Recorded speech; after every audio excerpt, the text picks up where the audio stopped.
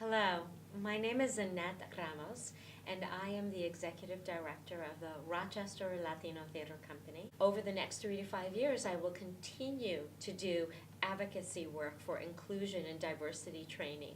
Right now, I've formed a committee to look at equitability in arts educations within our own city, within our own communities, to make sure that they are really embracing diversity on multiple levels, not just on the stage, but also within their boardrooms as well as their administration and staff.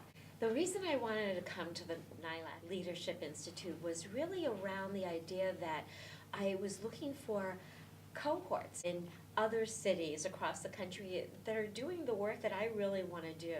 And so I wanted to be able to network with those cohorts and learn what the business components of an organization are. My work in the Rochester community is multi-layered. So I'm going to first start off as an arts educator. My work with La Cumbre, another grassroots organization, will allow me to bring together a directory of Latino artists. We started our Latino directory last year. It allows Latino artists within the upstate region to register and it become the resource guide for organizations, for businesses. As an art administrator, I will continue to work with our city school district and those children and the youth and those educators and teaching them through professional developments. And I work through the Arts Council will continue to advocate for diversity with inclusion, with racism training, always growing as an artist, whether it be in my garden, whether it be through the poetry and the spoken word or the plays that I write, whether it be through the articles that I write for the Huffington Post or our local newspaper, the Democrat and Chronicle. The mission of the Rochester Latino Theater Company is to raise awareness of the Latino experience through Latino theater by celebrating, promoting, and supporting Latino emerging and established artists. One of my most exciting and ambitious productions, which was Separate is Never Equal.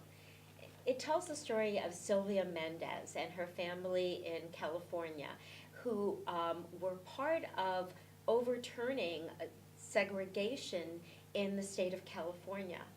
It's part of American history that just isn't told at all. Another successful production this year that I loved was the Latino Youth Festival.